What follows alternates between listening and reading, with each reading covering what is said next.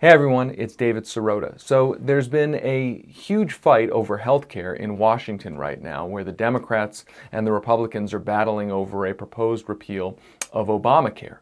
But there's also been a huge healthcare fight in the California state capitol. California is the biggest state population-wise in the country, and Democrats have a supermajority in the state legislature, and they control the major statewide offices in the state. So this is a huge potential opportunity for Democrats to take steps on health care. And there had been a bill in the California State Senate to create a Medicare for All style single-payer health care system in California. That bill ultimately passed the state Senate, which gave a lot of people, made a lot of people very excited that a major healthcare overhaul was coming in one of the largest states in the country, the sixth largest economy in the world. That bill got over to the state assembly, where again, Democrats have huge majorities, but late on Friday, the California Assembly Speaker, a Democrat, Anthony Rendon, said that he was going to block a vote on the bill until further notice, basically bottling up the bill in committee. So essentially, the Democratic power structure in California used its supermajority power to block a single-payer style healthcare bill from moving forward in the California legislature. And this came after polls have shown that Californians largely support the idea of creating a single-payer healthcare system. Now, you may ask, well, why did the Democrats stop the bill? Well, there's been plenty of reasons offered. The Democrats, some of them have said that there wasn't an adequate funding mechanism attached to the bill. There was also major campaign contributions that came into Democrats, millions of dollars flowing to the California Democratic Party and to key legislators in the California legislature from health insurers and drug makers who obviously have an interest in trying to stop a single-payer bill. Jerry Brown, the governor of California, he had campaigned for president in 1992 in support of creating a single-payer system. Check out what he had to say back in 1992. My preference is that we create a single system, put everyone under a universal healthcare system. We treat healthcare not as a commodity to be played with for profit, but rather the right of every American citizen when they're born. And there's a model in Canada. Obviously, we want to make it something more attuned to our own country. But when I see in Canada that they pay $500 less per person, that they cover every citizen, and that they live 2 years longer and their infant mortality is 50% less, then I see a model. Here's what it is. You cut out all the private health insurance. You have one single payer, either at the national level or through the 50 states, and that one single payer will be the one that negotiates with the doctors, the hospitals, and the other providers. And since you have only one source of income in the whole medical establishment, you can drive down the costs.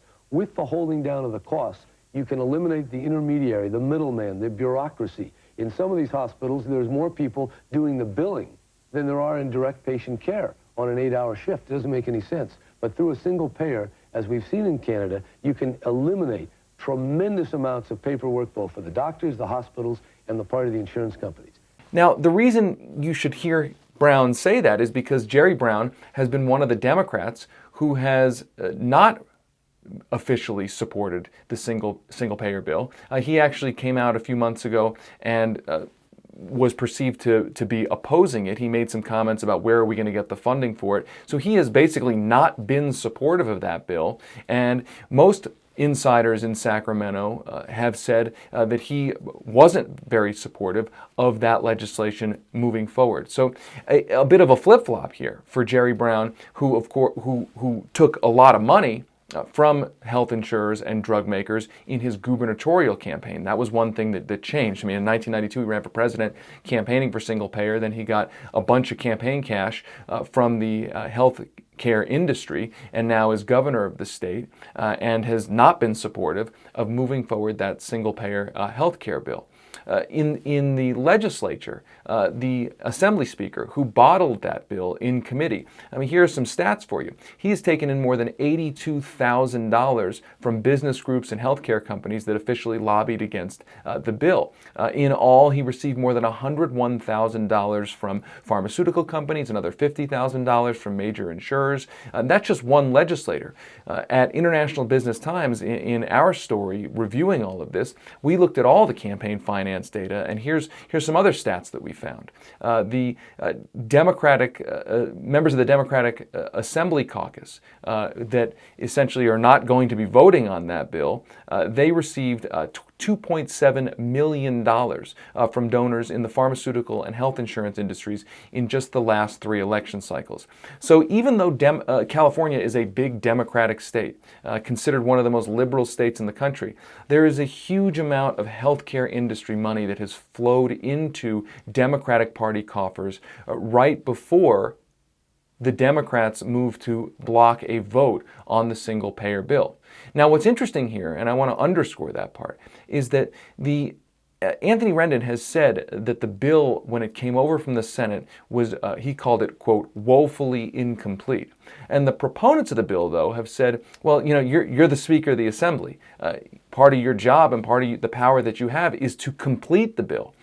And I think this is a key point, that Democrats didn't just say we're going to slow down the bill. They said we're not even going to allow the bill to come up for a vote.